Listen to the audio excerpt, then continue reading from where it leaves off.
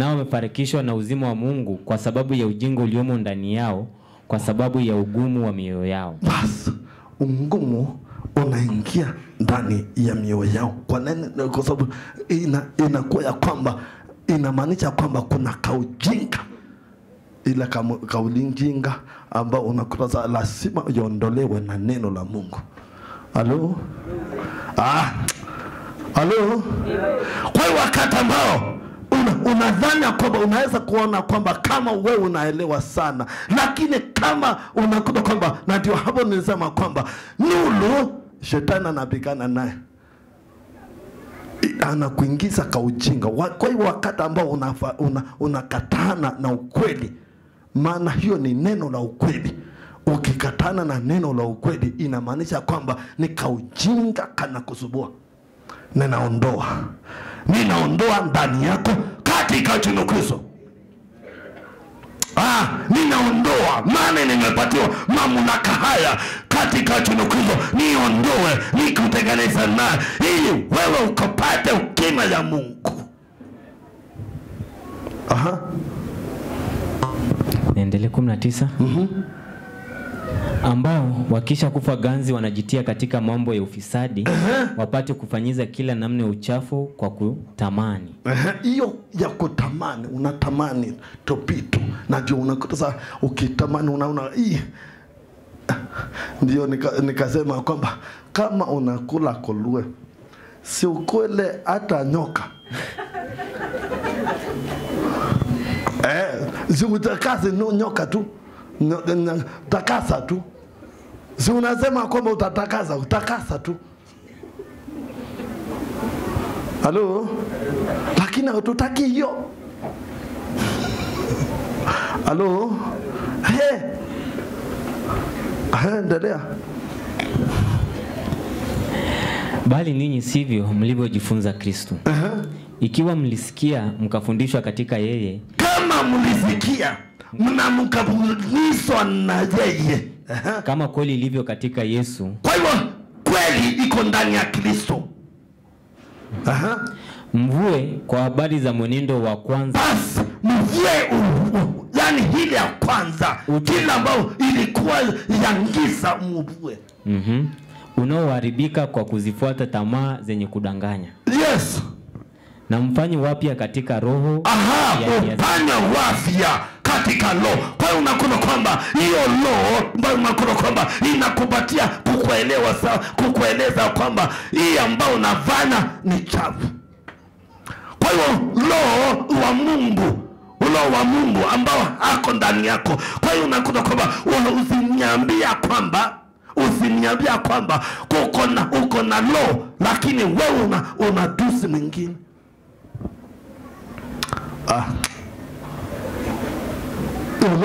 Umepeleka wapi?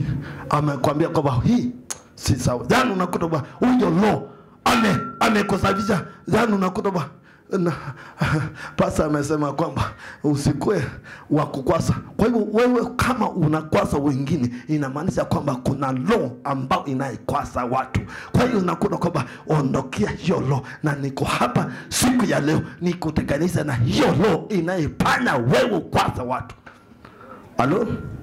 Ili tuende uzima. Na ndio inapendeza kwamba ati inakupatakanisha wewe na uzima. Na tuko hapa kwa ajili ya uzima. Tuko hapa ili tukaweza kupata uzima baadaye. Kwa hiyo wakati ambao unaondokea hii dhambi, inamaanisha kwamba na wewe utapata na uzima. Hebu rudia hiyo hapo. Rudia hapo. Na mfanye wapya katika rudia hapo nyuma kidogo. Mkavue. Hapo. Mkavue habari ya mwenendo wa utu wa kwanza, utu wa zamani. Yaani utu wa zamani inahitajika uvue. Yaani unakuta kwamba vile ambao ulikuwa, unakuta kwamba kuna mtu ambao anasema kwamba nilipanywa miaka. Halo? Si unajua ati unasema kwamba ulipanywa, ulitendewa, unakumbuka sikia, unakumbuka nini? Mambo jida ambao ulitendewa kwa mtoto. Halo, hiyo ninajua kwamba nyinyi hamfikiriangi hiyo, lakini wacha ninene hiyo neno. Ninasema kwamba mwe utu wa kwanza. Yaani unakuta kwa mambo ambayo ilikuwa naye ya kwanza uondoke. Inaitwa matokano. Hapo chini ndio nasema okay, luka twende. Basi uvueni uongo. Mkaseme kweli na kila mtu na jirani yake. Kwa maana tu viungo, kila moja kiungo cha mwenzake. Basi kwa hivyo unakuta ukinioleza uongo, kweli unanipenda? Ukinisengenya na tuko kanisa moja, kwanza hawa wa police team, police team, we ninaongea na hawa wa police team. Zana unakutoza unaongea juu ya yule mwingine, na tunasema saa yote ya kwamba tupendane, tukue kitu kimoja, lakini ukitoka hiyo bado unakuta ni kama imetupitia pande hii, imetoka pande nyingine, unakuta unaenda kusengenya. Wewe ukuje uambie yule mwingine kila ambao imekukwasa, mkae pamoja, mwambie kwamba okay, ninaona kwamba tufanye hii ndio tufanye hii. Na ndio unakuta saa zingine mtu anaondoka, anaenda akiwa na tunamkosa kwa police team, na hakuna mtu ambaye anasema kila ambao kilisababisha aondoke, na unajua tu wewe ndio le. Halo, na wewe unaenda mbinguni. Halo.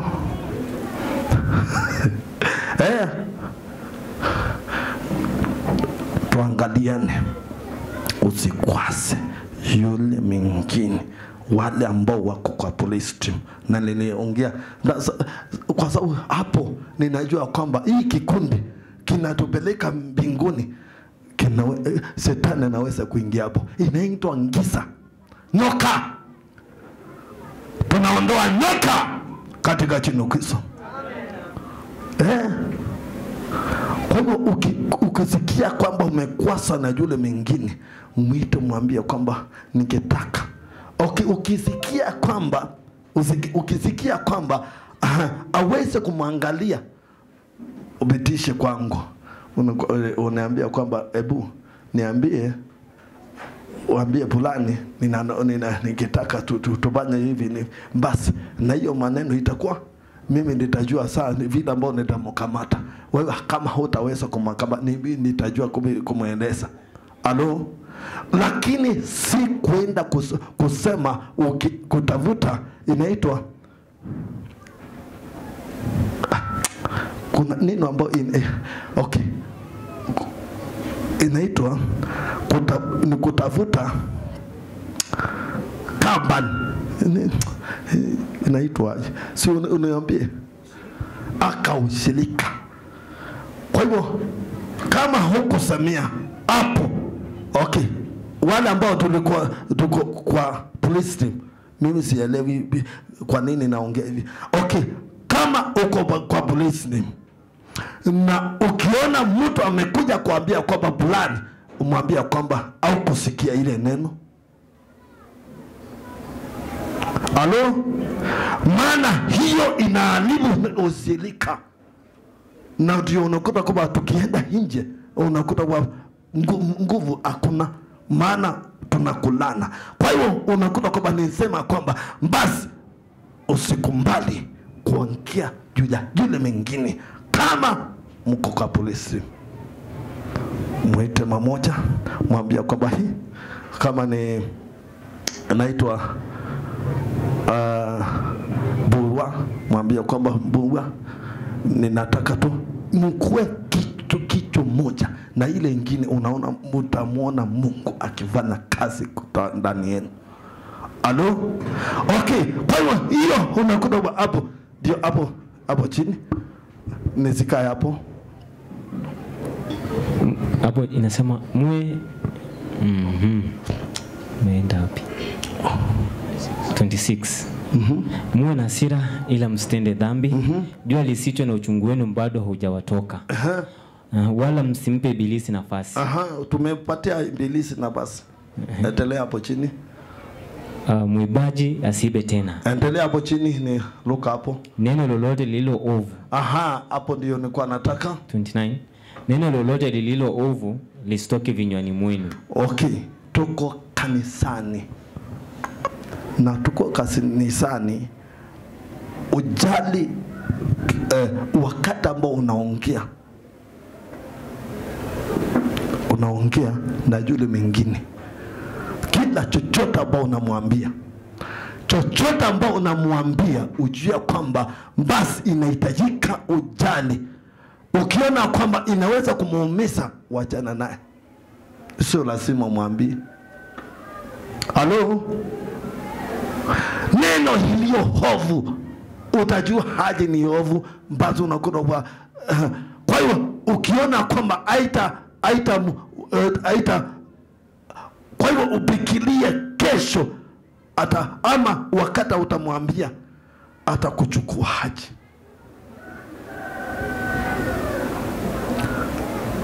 Toka mmoja. Na hiyo ndio unakuta kwamba una shida dhambi, lakini wakati ambao unakuongea tu ulimi, uangalie ulimi wako kila ambao unaongea.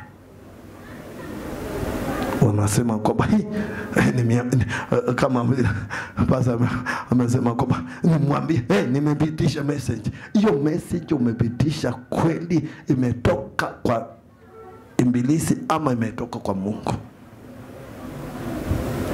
Unastahili kumtia nguvu. Baba Lonia amesema kwamba kuna mtu ambao alimuumiza lakini akatiwa nguvu na mwingine. Kwa hiyo na wewe ukuwa na mtu wako kutia nguvu. Sema wewe utatia watu nguvu. Na wewe ukosema, unataka kusema kwamba wewe kazi yako ni kuvunja.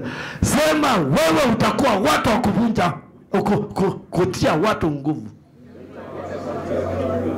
Maana tiale Mungu anahitaji hayo.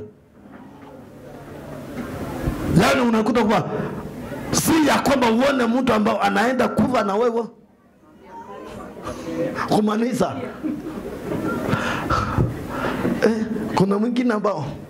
Kuna mwingine huwa ninasikia mbaya sana kuona mtu akikuva ama ati anaenda na si wakati wake. Hata mtoto maana Mungu anastahili kuniambia kwa nini. Biblia inasema nini? Inasema kwamba hata tenda jambo lolote bila kuponea watumishi wake. Kwa hiyo unakuta kwamba anastahili kunipatia mahali ambao niko. Inahitajika unajua kwamba huyo ametenda. Kwa hiyo nisimamishe mauti yake mapema. Halo? Hivi ndivyo ninajua. Okay. Hapo chini. Wala msimuhuzunishe yule Roho Mtakatifu wa Mungu ambaye kwa yeye mlitiwa muhuri hata siku ya ukombozi. Uchungu wowote na ghadhabu na hasira na kelele na matukano yaondoke kwenu pamoja na kila namna ya ubaya. Na unajua sasa hiyo kelele ndio imezidi. Kwa hiyo kelele inakuja wakati ambao watu wananungunika. Unanungunika. Kelele inazidi unakuta kwamba wengine wanangonga unangonga wengine mateke bila hata hautaki kujua kama wamekosea. Ni kweli ama si kweli? Kwa sababu ya hasira. Uchungu wote na ghadhabu na hasira na kelele kelele hiyo tuondoe. Na matukano, ndio hiyo ninasema kwamba ni matukano. Matukano imetoka wapi katika ulimi wetu? Yaondoke kwenu pamoja na kila namna ya ubaya. Kwa hivyo kila mbaya yote iondoke. Na ndio hapo ndio unakuta ndio hapo unaona kwamba ndio hapo ninataka kusema kwamba basi hebu tumalizie na Efeso 5:6. Na ndio hapo ndio ninasema kwamba ujitenge na dhambi na uko na uwezo wa kujitenga naye. Mtu asiwadanganye kwa maneno yasiyo na maana. Kwa sababu ya hayo hasira ya Mungu huwajia wana wa uasi. Basi si ya kwamba Mungu hata wakati ambao unaingia kwa uasi ndio Mungu atakuuliza. Lakini kama unaingia kwa nuru, kwa nini Mungu akuulize? Halo? Hautaulizwa. Lakini ukitenda mbaya, na ndio hapo ndio Mungu anaambia nani? Anaambia Kaini, ukitenda mema utapata kibali. Kwa hivyo, na ndio hapo inasema kwamba tunaweza kujitenga na uovu. Hebu rudi hapo. Mtu asikudanganye kwa maneno yasiyo na maana. Kwa sababu ya hayo hasira ya Mungu huwajilia wana wa uasi. Hasira ya Mungu inawajilia wale ambao watu wa hawasi tu. Hiyo ndio. Lakini unaweza kujitenga na wasi. Na wewe ujue kwamba umejitenga na dhambi. Maana hiyo ndio kiini ya kwamba unaweza kujitenga na unakutoka sana kwa ulimi. Tuangalia ulimi. Hata wakati ambao Biblia inasema kwamba katika Methali 3:6. Unaweza kuanza na mstari wa 5. Mtumaini Bwana kwa moyo wako wote. Wala usitegemea akili zako mwenyewe. Katika njia zako zote mkiri yeye. Dhani umkiri yeye Mungu. Ukamkiri Mungu. Dhani unakuwa uone kwamba yeye ndio amekufanyia haya. Naye atanyoosha mapito yako. Yeye atanyoosha mapito yako. Lakini si kwa giza. Si giza. Giza haiwezi kukupatia utubu. Lakini kila ambao kiko wakati ambao unamkiri Mungu, basi yeye atanyosha mapito yako. Kwa hiyo kama wewe unataka Mungu anyosha mapito yako, siku ya leo uko na uamuzi. Ni nani ambao unaweza kumtegemea? Ni nani ambao unaweza kumtumikia? Na ni nani ambao kwa hivyo unaweza kuondoka kwa nini? Kwa dhambi. Unaweza kuondoa, unaweza kushinda dhambi. Unaweza kugonga nyoka kwa kichwa. Unaweza kushinda dhambi. Unaweza kushinda dhambi wakati ambao unakiri. Maana wakati ambao unamkiri Mungu, yeye atanyosha mapito yako. Watu wengi ndio hapo ndio siku wanataka ndugu yangu atoe ushuhuda. Kwa nini? Maana ataongea nini kuhusu mambo ya ulimwengu ingine. Na ndio unakuta sasa tunahitajika tukiri Mungu yule ambao alituongoa. Kuna kitu unaelewa? Yani unastahili kukiri Mungu anyosha mapito yako, lakini usikiri mwingine. Mungu anakuambia kwamba ukiri yeye ili akunyoshe mapito yake.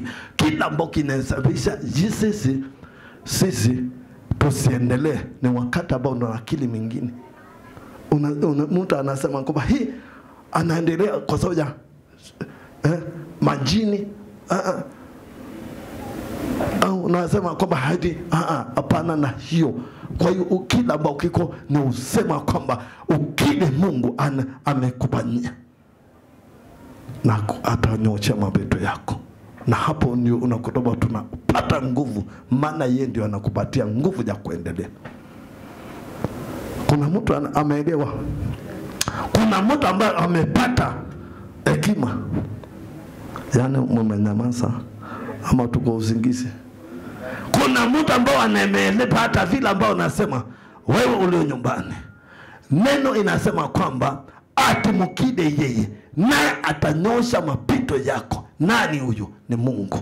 Kwa hiyo wakati ambao unamkili inamaanisha kwamba unaondoa uovu kwako, basi unakuta kwamba unamkili yeye yule ambao aliyekuumba, naye atanyosha mapito yako. Kuna wengi ambao watanyosha mapito yao wakati ambao unamkili, na achilia na mae ukamkili yeye, naye atakunyosha mapito yako, naye atakutenga na dhambi. Yeye ndio anaweza kukutenga. Neno la Mungu nasema kwamba yeye alitenganisha giza na nuru, na yeye ni nuru. Akasema kwamba basi na nyinyi ni nuru ya ulimwengu, ninaachilia neema na wewe ukafanyika nuru ya ulimwengu wakati ambao unaenda kuondoa giza kwako. Bwana kubariki.